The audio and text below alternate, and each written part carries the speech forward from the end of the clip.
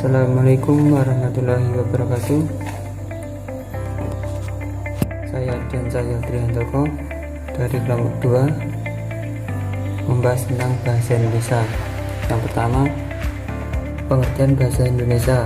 Bahasa Indonesia merupakan bahasa Melayu yang dijadikan sebagai bahasa yang resmi bagi Republik Indonesia, serta bahasa untuk Persatuan Bangsa Indonesia. Bangsa Indonesia diresmikan penggunaannya setelah proklamasi kemerdekaan Indonesia. Pada hari sesudahnya, persamaan dengan itu mulai para pelaku konstitusi di Timor Leste, bahasa Indonesia berstatus sebagai bahasa kerja. Dilihat dari linguistiknya, bahasa Indonesia merupakan salah satu dari berbagai ragam bahasa Melayu. Dasar yang dipakai ialah bahasa Melayu Riau atau Kepulauan Riau sekarang. Sejak abad ke-19, dalam perkembangannya bangsa sekali perubahan akibat penggunaan bahasa Indonesia. Jika nama bahasa Melayu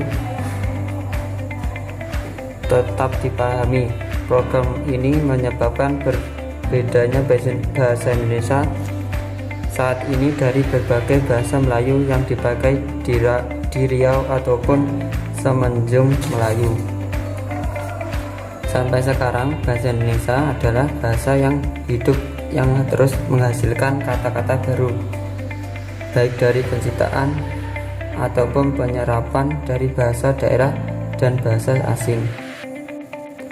Walaupun dipahami serta dituturkan oleh lebih dari 90% warga Indonesia, bahasa Indonesia bukanlah bahasa ibu untuk kebanyakan penuturnya. Hampir semua warga Indonesia memakai salah satu dari 748 bahasa yang ada di negeri Republik Indonesia sebagai bahasa ibu. Sekian dari saya. Wassalamualaikum warahmatullahi wabarakatuh.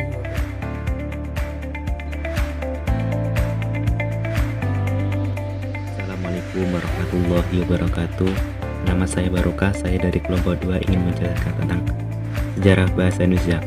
Bahasa adalah identitas suatu bangsa yang digunakan untuk berkomunikasi dengan bangsa lain, di mana setiap bangsa memiliki bahasa yang berbeda-beda dan ciri khas dan asal-usul masing-masing. Begitu juga dengan bahasa Indonesia. Sejarah bahasa Indonesia sendiri tidak lepas dari bahasa Melayu. Bahasa Indonesia sangat dinamis sehingga menghasilkan kosakata baru dari penciptaan dan penyerapan bahasa daerah maupun masing. Salah satu bahasa yang datang dari luar adalah bahasa Inggris, di mana bahasa Inggris adalah bahasa internasional yang digunakan sebagai komunikasi antar bangsa.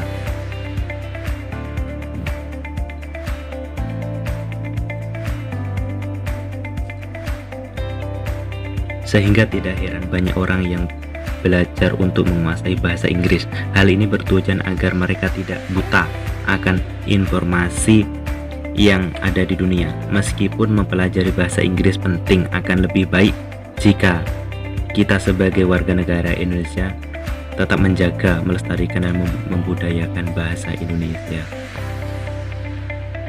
Dan untuk memperdalam bahasa Indonesia, kita harus mengetahui sejarah bahasa Indonesia dan perkembangannya sehingga saat ini, di mana bahasa Indonesia menjadi bahasa pemersatu penduduk Indonesia yang sangat beraneka ragam. Dan bahasa Indonesia lahir pada tanggal 28 Oktober 1928, di mana pada tanggal tersebut para pemuda harus seluruh pelosok Nusantara berkumpul dan berikrar sumpah pemuda dengan isi: yang pertama, bertumpah darah; yang satu, tanah Indonesia; yang kedua, berbangsa; yang satu, bangsa Indonesia; yang ketiga, menjunjung bahasa pemersatu bahasa Indonesia.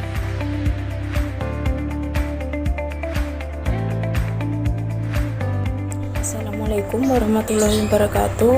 Perkenalkan, nama saya Aulia Fafi. Pada kesempatan kali ini saya akan membahas tentang fungsi dari bahasa Indonesia sebagai sarana ekspresi diri.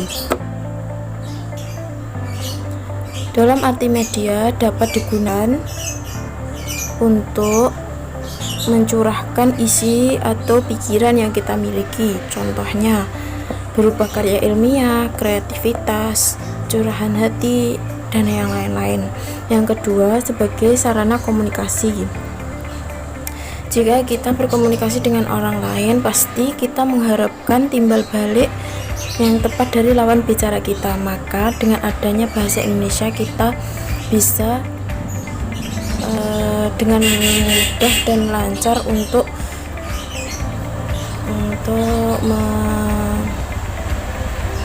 melaksanakan komunikasi. Yang ketiga, sebagai alat kontrol sosial.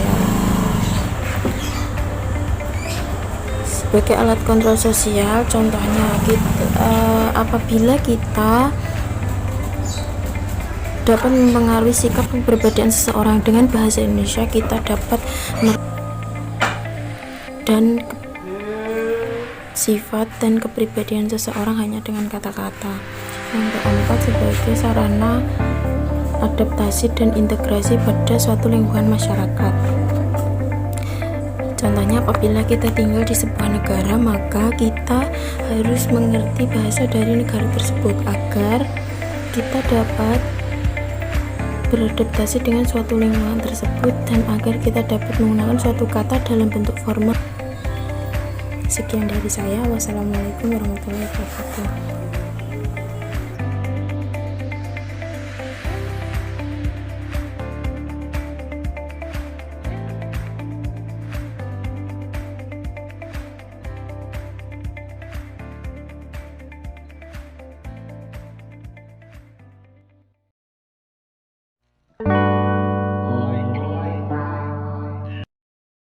Karena panjang gelombangnya rendah, dia lemah. Dari dinding luar ke dinding dalam, belum nyampe di dalam itu sudah istilahnya, itu siapa yang mandi itu? Itu siapa yang mandi itu? Itu siapa yang mandi itu?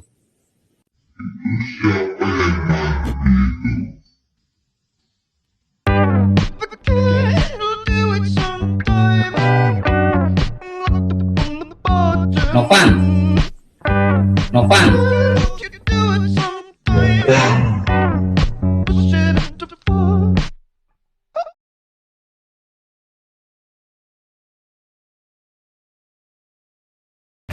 Perkenalkan, nama saya Dina Nur Mustafidah dari MPID semester 2. Saya di sini akan menjelaskan manfaat bahasa Indonesia. Sejalan dengan pengertian bahasa Indonesia juga memiliki manfaat-manfaat. Di antaranya, bahasa resmi suatu negara. Kedua, alat pengembang kebudayaan dan ilmu pengetahuan. Dan yang ketiga, pengantar dunia pendidikan. Saya akan menjelaskan satu persatu dari manfaat tersebut. Yang pertama, bahasa resmi suatu negara. Artinya, seperti yang kita ketahui, bangsa Indonesia memiliki berbagai suku. Maka dibutuhkan bahasa nasional untuk mempersatukan suku-suku tersebut yang disebut dengan bahasa Indonesia. Manfaat yang kedua yaitu alat pengembang kebudayaan dan ilmu pengetahuan. Artinya, untuk mengembangkan kebudayaan di sebuah negara dibutuhkan bahasa, sehingga komunikasi antar individu maupun kelompok dapat terjalin dengan maksimal. Adapun manfaat yang ketiga yaitu pengantar dunia pendidikan. Artinya, dengan menyampaikan menggunakan bahasa yang mudah dimengerti, mudah dipahami, maka ilmu pendidikan yang disampaikan dapat mudah diterima dengan baik. Adapun manfaat lain dari bahasa Indonesia yaitu semakin cinta tanah air. Yang kedua, mengetahui nilai-nilai luhur budaya Indonesia, melestarikan bahasa Indonesia, menggali bakat dan kreativitas, mengasah kepekaan dan penalaran, dan yang terakhir berkomunikasi dengan baik dan benar. Itulah manfaat-manfaat dari bahasa Indonesia. Terima kasih.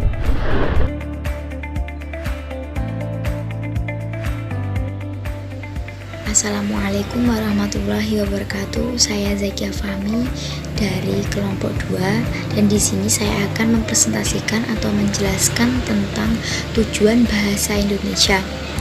Langsung saja, tujuan bahasa Indonesia yang ditinjau dari tujuan penggunaannya itu ada 4 macam.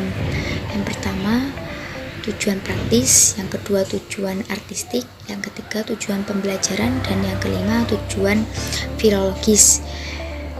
Saya akan menjelaskan dari keempat macam tujuan tersebut. Yang pertama, tujuan praktis itu adalah bahasa yang digunakan untuk berkomunikasi dalam kehidupan sehari-hari. Dan yang kedua, tujuan artistik. Tujuan artistik ini adalah bahasa yang dirangkai dengan sedemikian rupa sehingga menjadi bahasa yang indah. Tidak hanya indah, juga bahasa ini juga dapat digunakan untuk pemuas nilai estetis atau estetika. Itu contohnya seperti puisi, pantun, dan lain sebagainya. Dan yang ketiga ini ada tujuan pembelajaran. Tujuan pembelajaran ini adalah bahasa sebagai media untuk mempelajari berbagai ilmu pengetahuan baik dari dalam maupun dari luar lingkup bahasa itu sendiri. Dan yang terakhir atau yang keempat itu tujuan filologis. Tujuan filologis ini adalah bahasa yang digunakan untuk mempelajari naskah-naskah kuno guna menyelidiki latar belakang sejarah manusia, kebudayaan manusia, serta adat istiadat dan perkembangan bahasa pada saat itu. Contohnya seperti aksara dan prasasti.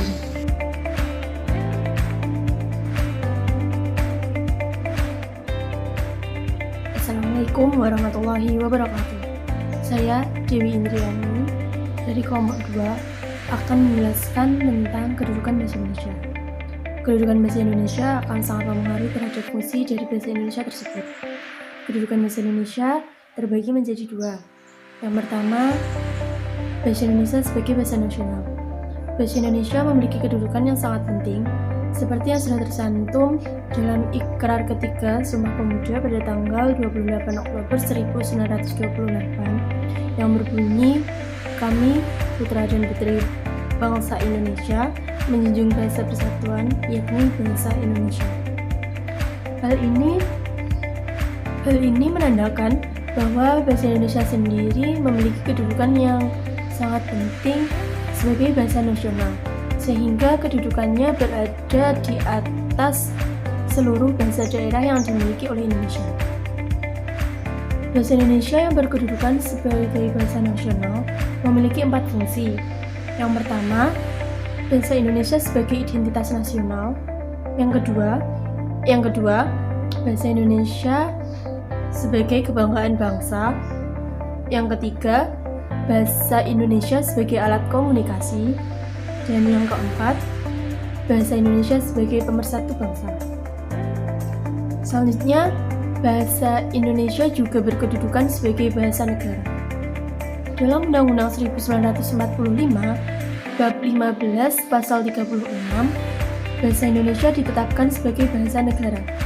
Dalam kedudukannya sebagai bahasa negara, fungsi bahasa Indonesia terbagi menjadi 4. Yang pertama, bahasa Indonesia sebagai bahasa resmi kenegaraan. Yang kedua, bahasa Indonesia menjadi alat pengantar dalam dunia pendidikan. Yang ketiga, bahasa Indonesia sebagai penghubung tingkat nasional untuk kepentingan perencanaan dan pelaksanaan pembangunan serta pemerintah.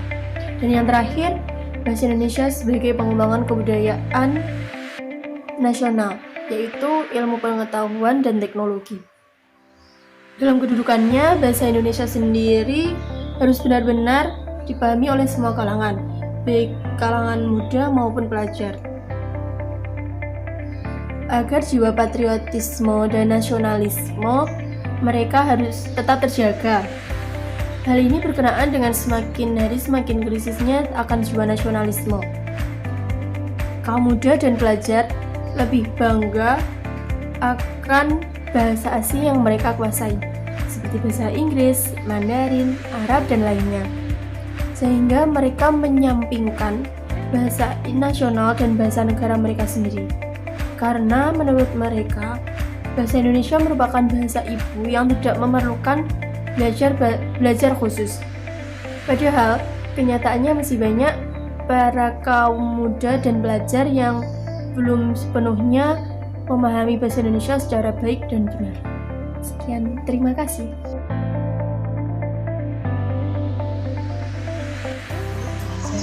Saya dari kelompok 2 akan membahas tentang bahasa Indonesia. Salah satunya adalah ragam bahasa.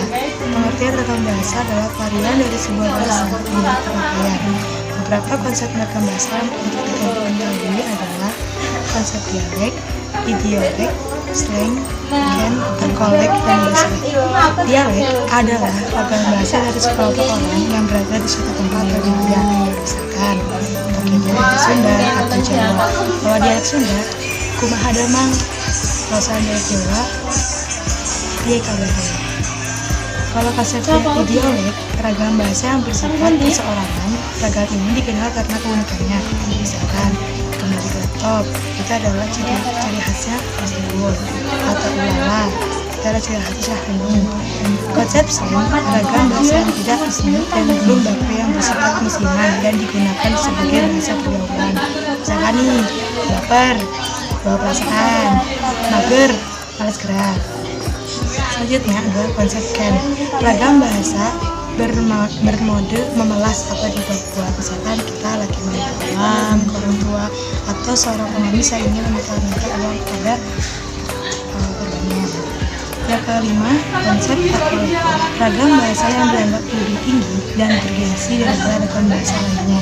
Misalkan ada sekelompok orang yang beranggapan kalau bahasa Jawa itu lebih tinggi dibandingkan bahasa lain.